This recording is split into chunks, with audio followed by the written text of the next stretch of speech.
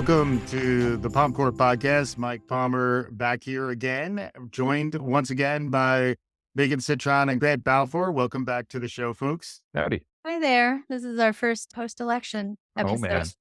That is true. The U.S. election was last week. We're in November for those of you scoring at home. And we have a guest here with us, Dr. Amy Reid, who I think pretty much anyone who's been tracking New College knows of Amy, who has been a faculty member at New College for many years, recently is now on leave from New College and has been doing some work with Penn America. We'll hear more from Amy as she shares her story. Amy, welcome to the Palm Court Podcast.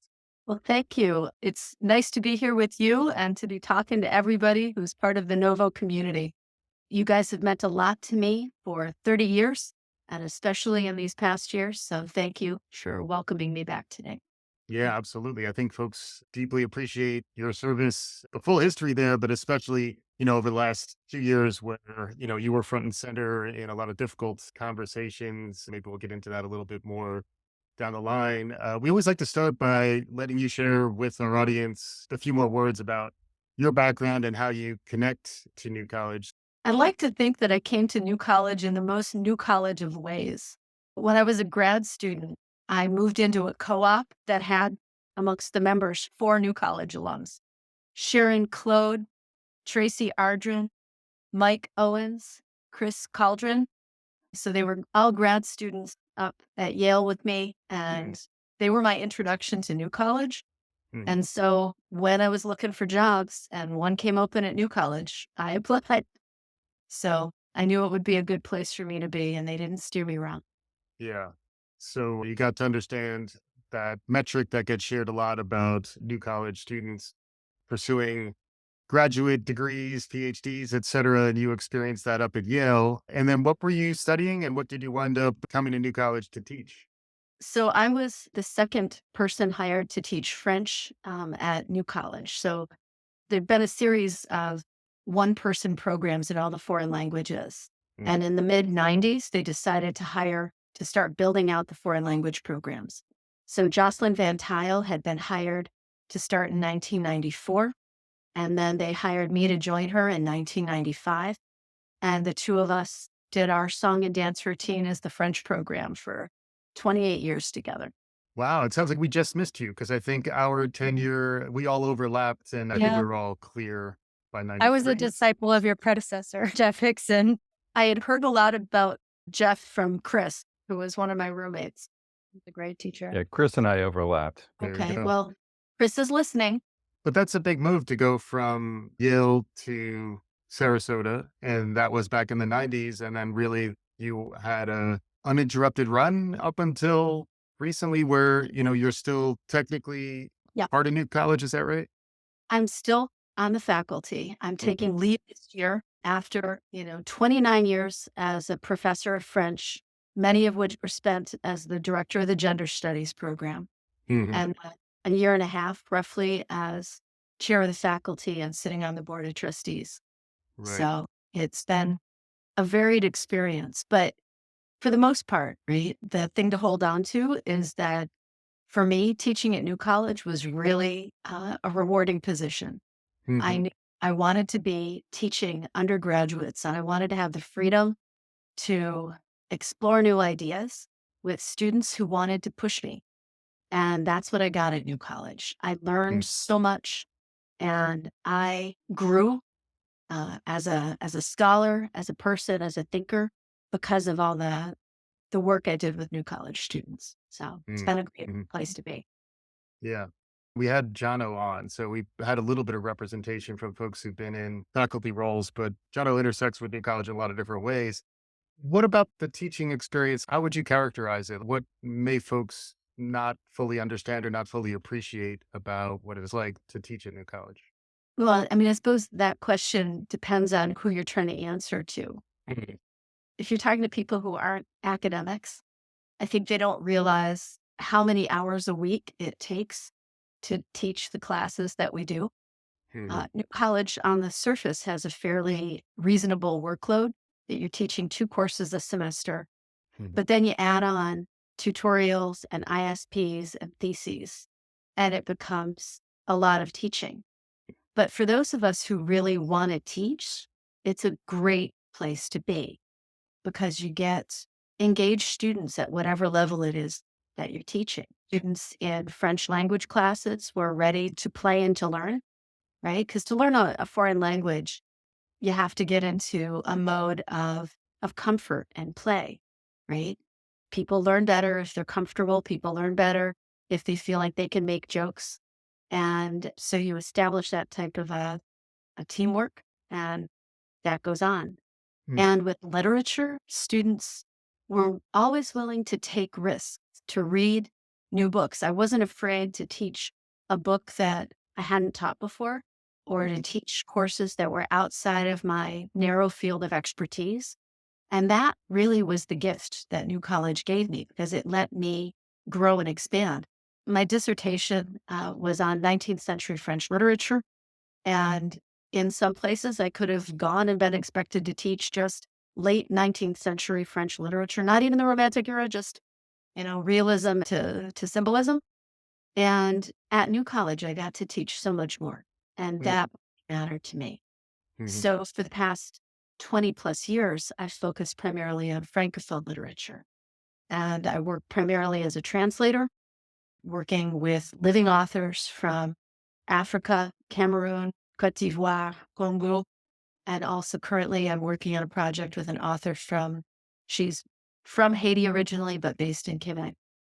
mm. And so I've had the ability to redefine myself, to follow my interests, and to work with fantastic students as I did it. Yeah, and then Gender studies.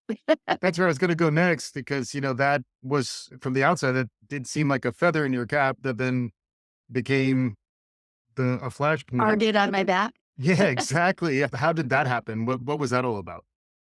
Okay, well, so first, just sort of gender studies at New College. Mhm, I arrived in 1995, which is the same year that Miriam Wallace was hired. A group of faculty had just gotten approval for a joint disciplinary AOC in gender studies. And that included people like Andrea Domino and Chris Hassel, Sandra Gilchrist. There were a lot of people who were involved, and it had grown out of campus activism, I'd say over years, faculty, staff, and students who'd been involved in different reading groups and wanted to have a formal program. And for Miriam and me, it was fantastic. We both arrived.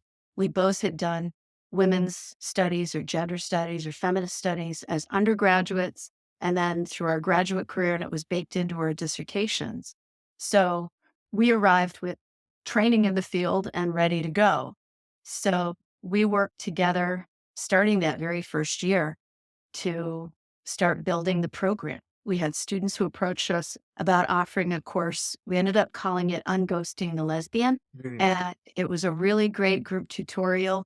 And it was a fantastic introduction to how to do New College, where students come to you with ideas and you develop out possibilities, and it was great. And then we went on from there. So Miriam and I worked really hard together and with a big consortium of people on campus to build gender studies up.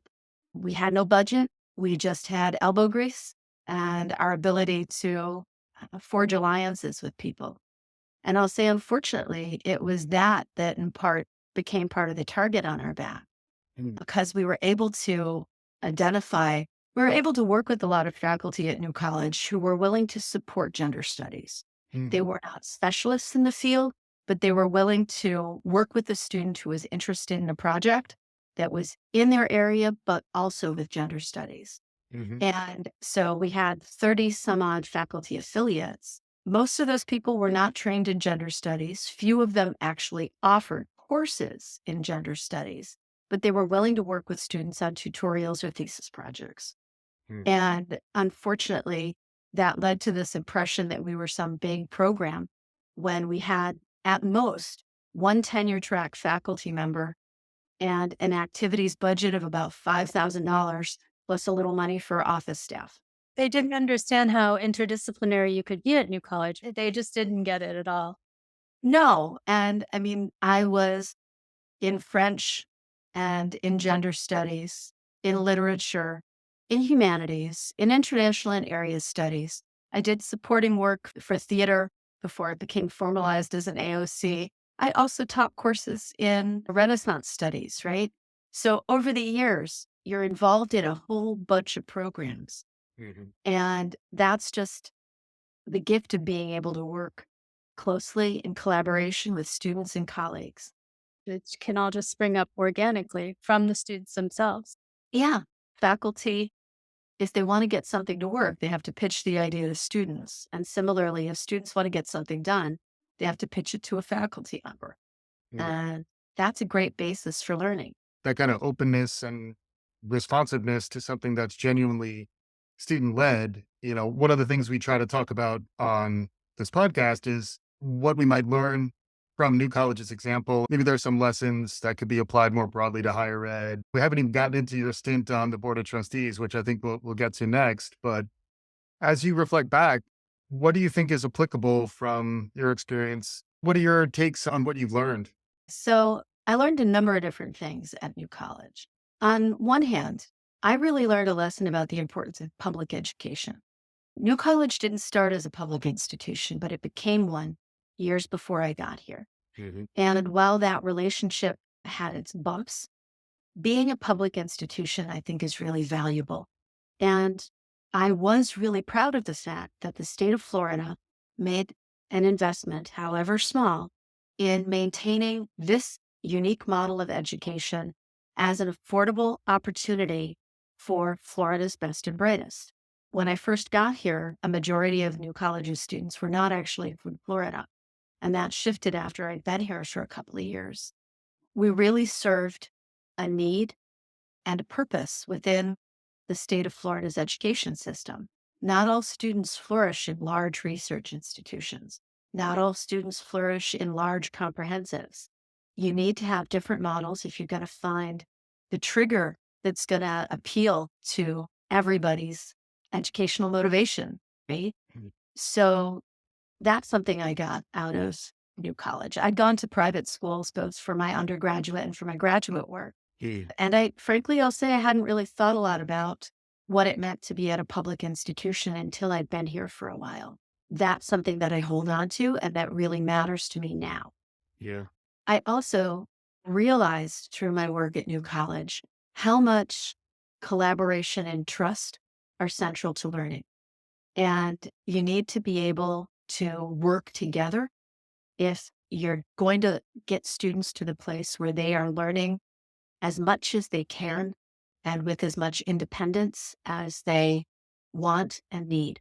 Mhm. And unfortunately, as I look out across the educational landscape today, particularly in what we see coming out of state legislatures, there's a really concerted effort to break that premise of trust. Mhm.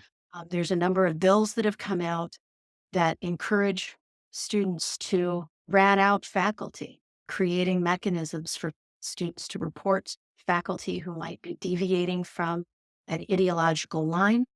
Mm. And that's really not helpful for anybody's learning. Mm. And New College provided us a space where there was a fair amount of trust. Students were trusted that they could make decisions about what they wanted to learn.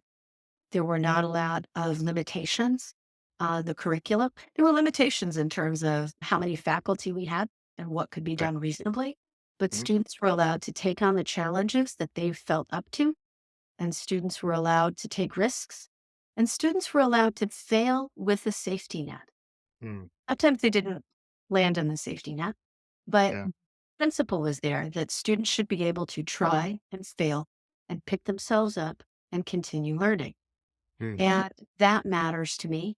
And I think that that's something I've tried to teach my kids. And it's a lesson I learned at New College. Yeah.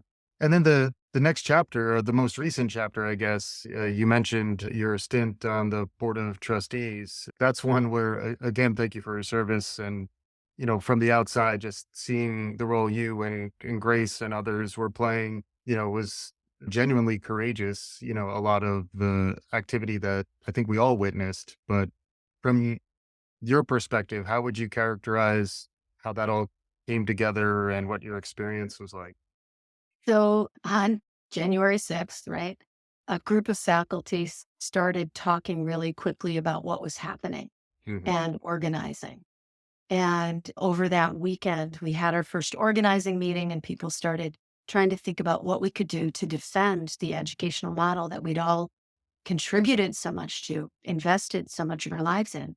So from the beginning, I was working with students. We had a workshop that was already scheduled for the middle of January that was about teaching about race and gender here and now. That was our Mm. full title for it.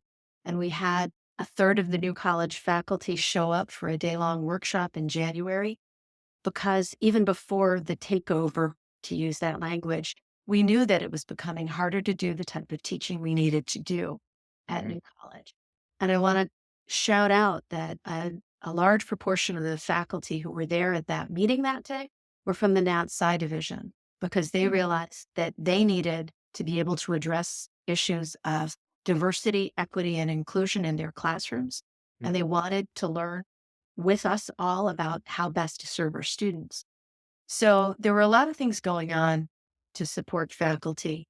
I started pretty quickly holding what I called my T's, just a capital letter T, and inviting students to come and chat. And I would have teapots and coffee and cocoa and tea and cookies and whatever, and just leave the floor open for students, because I knew that students in this moment needed to have spaces to talk.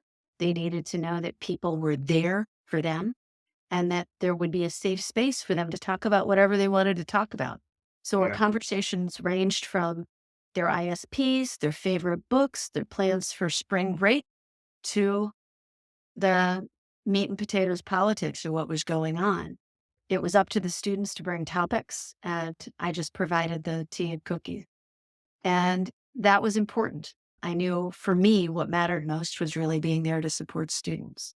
Mhm. When Matt Lipinski stepped down in that brave moment at the end of the Board of Trustees meeting in April, I didn't know what was going to happen. I was just sort of stunned like everybody else. First, about the outcome that they had summarily denied tenure to a bunch of people without even giving the most cursory of consideration to their records. Mhm. And then, Matt decided to leave, which I thought was a courageous move. Mhm. Um, in the next couple of days, several people asked me to run for the position of faculty chair. And I reached out to some colleagues, and we decided to run sort of as a team, with Alberto Portugal and I running as co-chairs. And then Pat McDonald, another longtime faculty member, joining as the vice chair. So we worked together really to try and provide some support for each other and leadership in that moment.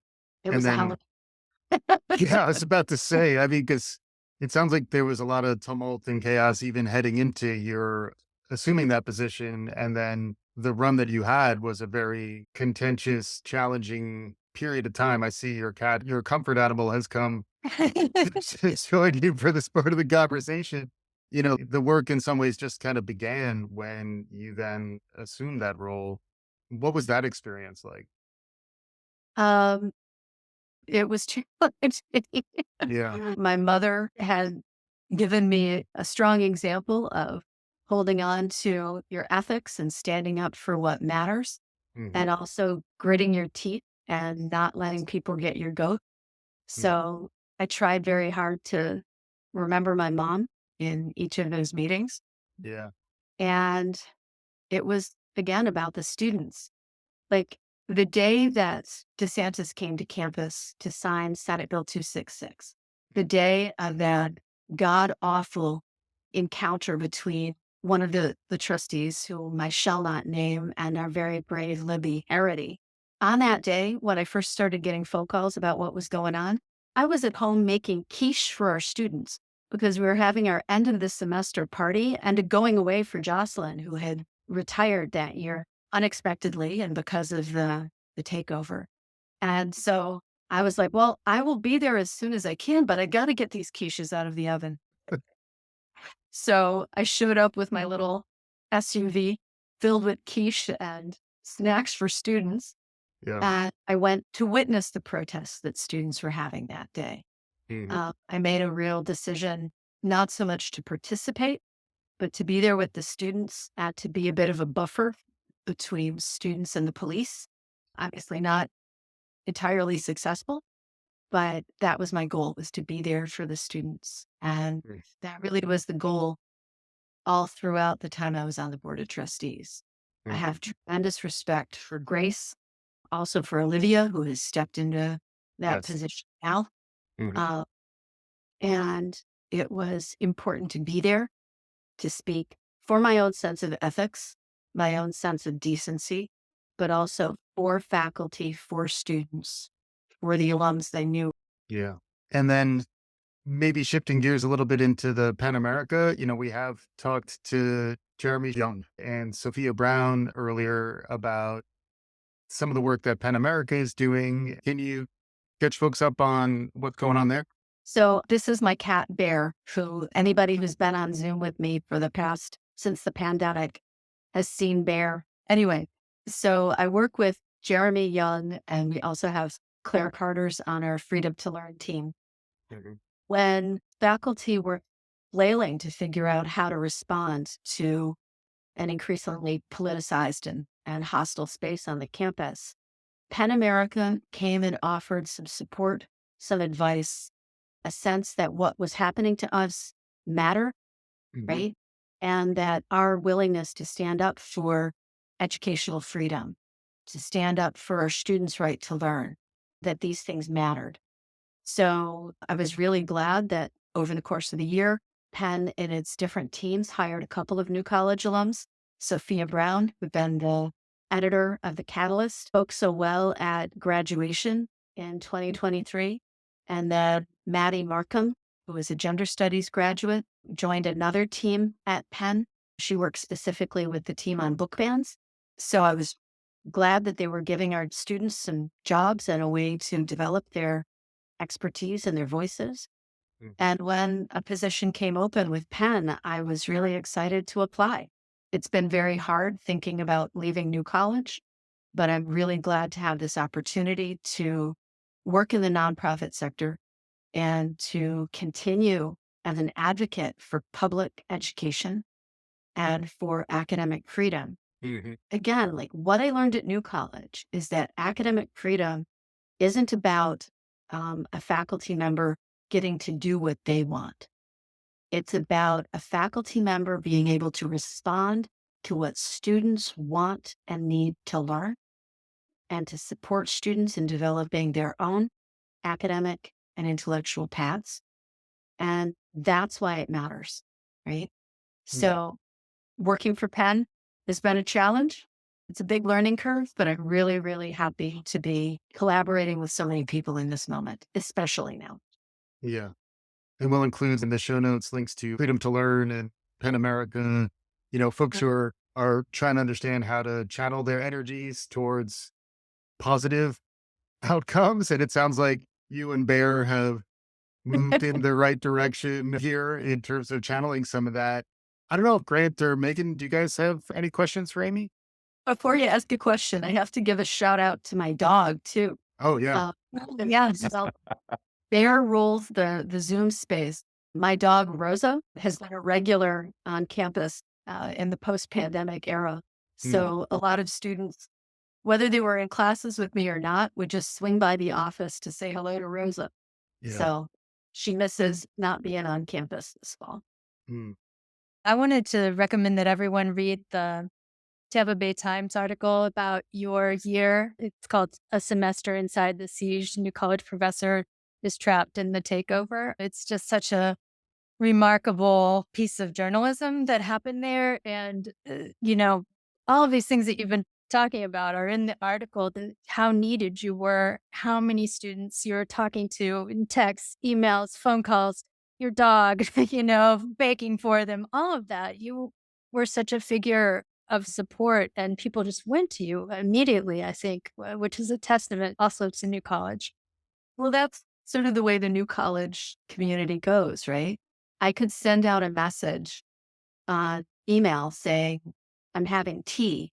And students knew that that meant that they could just come and talk, right? And the first couple times that I had teas, most of the students who showed up were not students who'd ever been in a class with me. Yeah. And that really says something about this place. The tea is actually a longstanding campus tradition. When Chris Coldren and I were students, there were the Clues were having teas. I never took a Yeah. class with them, but I went to a few of the teas, man. Free Yeah. cookies. Mhm. I have some questions. I'm going to throw them at you. One, you were there during independence. Like, how was independence for you? And was this on your radar at all? Like, oh, things could go this way. So when we became independent, curiously, I'd actually gotten a big research grant, USF. So I was in Paris helping. I was doing my own work on Wismos, who's the author of Against the Grain, right? Yeah. Which I know, Or- yeah, Bourdieu. So I was in Paris, and there was a new college student who was there with a summer study group in sociology from USF. And so I was sort of helping, I'd show up at their meetings and talk to people, things like this. And one day I showed up for, they were doing a tour of part of Paris, and everyone laughed as I rode up, and they're like, "You don't belong here anymore. You're independent." So there I was in Paris on USF's dime. All of a sudden I was an orphan. Independence could have offered New College a bright way forward, but unfortunately, the state did not give us the money we needed to set ourselves up. Right. The joke in the humanities division is that we do everything on two hamsters and a wheel. Yep. So that's how New College survived. We didn't have the money to build up the administrative structure that we needed to run an HR department, to run the library, right? And that was a shame. And when I think now about, what is it, 70 some odd $million extra that they've given the college in the past 2 years, had that money been doled out judiciously over the past 20 years, we could have done wonders here, right? And it would have been a very different ballgame. And the pay dorms would not be mold ridden. And we wouldn't have a bunch of mold ridden portable dorms sitting in the middle of the softball field at the moment. After 3 months, they're uninhabitable, right? Yeah. How many millions of dollars? So it's frustrating that we were, quote, given independence, right? A bit of a poison pill, and never given the funds to really realize potential. And now, as they strangle the educational program, they're throwing a lot of money at it that's not really being used in effective ways, right? Last spring, they decided that they needed to plow down all those trees by the bayfront, including several that Heidi Harley estimated were over 200 years old. And there's still no beach volleyball court there. They started something now, 6 months after this? Right. The college has just had a muddy pit for all these months. Mm-hmm. And the portable dorms that they put up, I sure hope they're going to get some money back for that. But what a waste of money.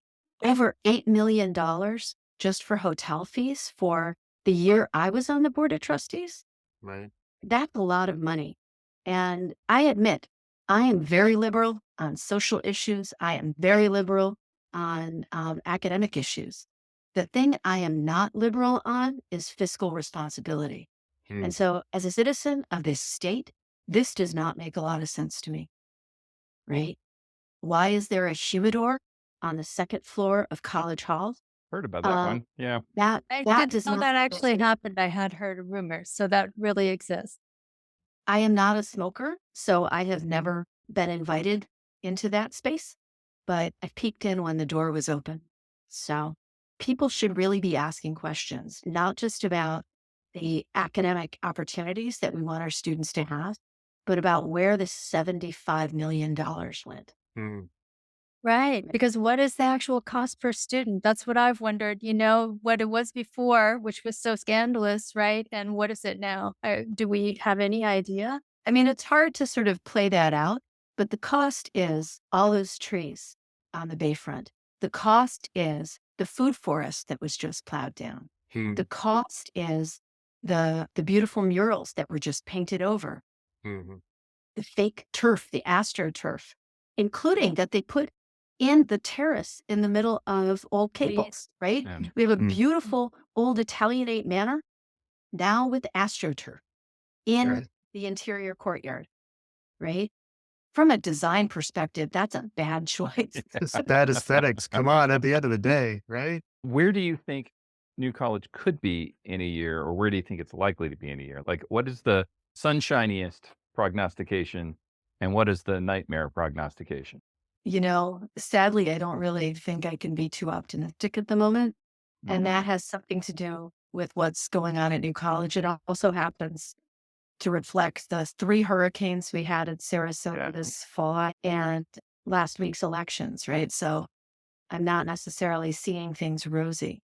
But what has given me some hope over this past year is the community, the Novo community, whether it's talking to alums like you or parents of students or students that I worked with years ago. I was in a meeting a couple months ago in DC, and I was invited to this meeting and I wasn't sure who all was going to be there, but I was told that there was somebody important who was showing up to represent an organization. Okay, fine.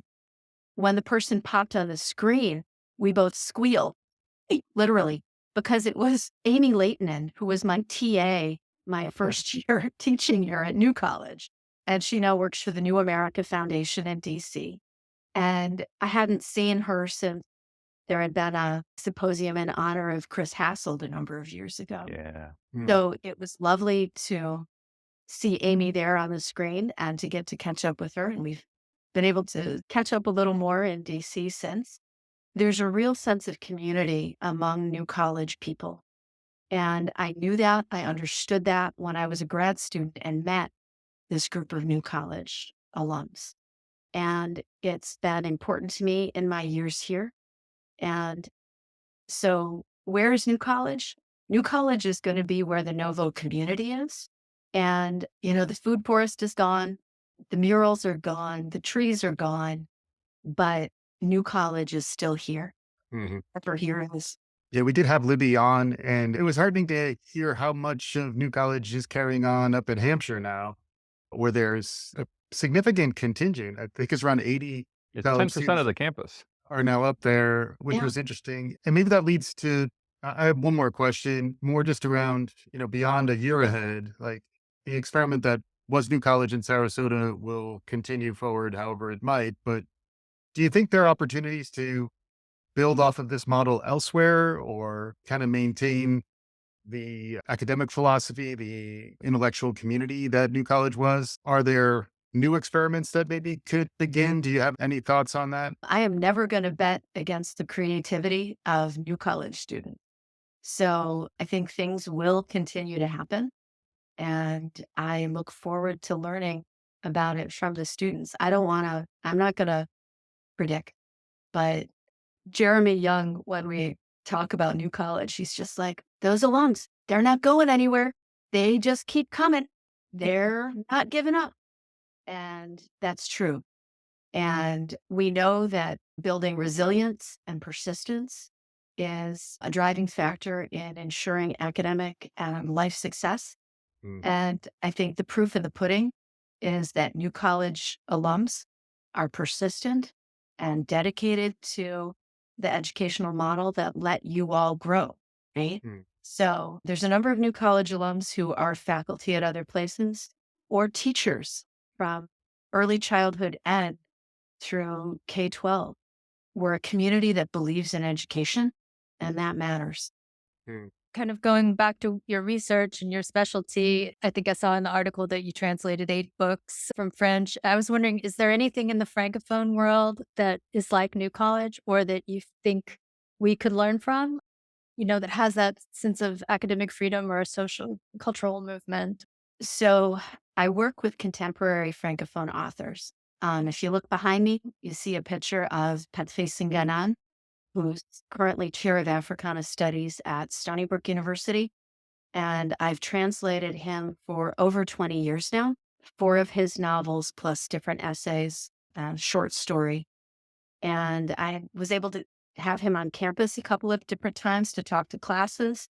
And some students helped me translate one of his essays. Patrice is a public intellectual in the best sense of the word, and he has worked conscientiously to build a community that spans the Atlantic, working really closely with activists in Cameroon and also with people here in the US. And that model of grit and determination matters. I'll also say that my first interaction with PEN America came in 2017 when Patrice was in prison and PEN helped get him out. He'd said things that upset the dictator. The dictator's threw him in jail. He spent a month in jail. He lost his Cameroonian passport, but he had a US passport and he got out of the country. So there's some determination and some will to survive, keep going, right? Didn't make him change his political goals. His writing is beautiful. I hope I have done justice to his novels. They're really just lovely. I've also worked with other authors, whether it's Moutlon, also from Cameroon, or Blazindala, who's a human rights lawyer who works in Ottawa. He's originally from Congo. And I translated his novel In the Belly of the Congo a couple years ago. Or recently, an author from Haiti who lives in Quebec, Marie-Célie Agnon. My translation of her novel, Un alligator nommé Rosa, Rosa the Alligator, will come out next year, which is a really fantastic piece about the importance of speaking your truth and holding on to your humanity in the face of inhumanity and not listening to the naysayers. So I think that there's a lot of lessons that I've gotten from the authors who collaborated with me over the years. The reason I translate is to share their work. And so I hope other people get some of those lessons from the translations from these authors. So back to one sort of final point, right?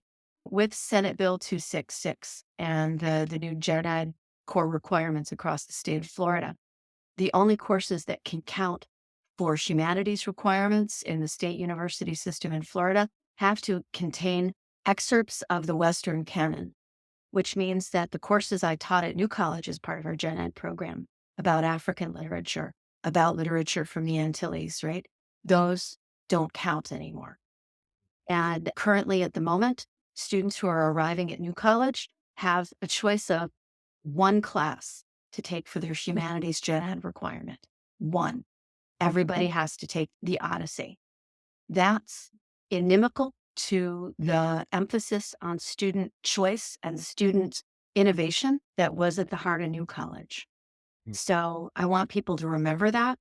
And I want you all to know that the educational choices that you had that shaped your ability to think and to engage independently in the world, that's being taken away from students at New College and across the state of Florida, and frankly, in other states as well. This is a time for us all to remain steadfast in what matters to us. Educational freedom, not out of our own desire to do what we want, but because we know students need to be able to learn freely without blinders on. Amy and her soapbox. Yeah, that was great. Thank you. We Yeah. needed that. I think Yeah. we all need that. So when in doubt, bring up some French literature. That's usually a safe rule of thumb. Well, we can blame Megan for that with her Avenue Français sign behind her. Yeah. Exactly. Our inspiration. Thank you so much, Amy, for taking the time to talk with us. And I think we all appreciate you. And I know everyone who's listening appreciates you and the work you've done for and with New College over the years. Probably not everybody. That's true. That's true. Those of us who care. Final words. I have one quick word. In spring of 2023, I started ending my emails to colleagues at New College with a Haitian expression, honneur, respect, honor and respect. So please, to everyone who's listening, honor and respect. We'll end it there. Dr. Amy Reid, thank you so much for joining us on the show. Merci.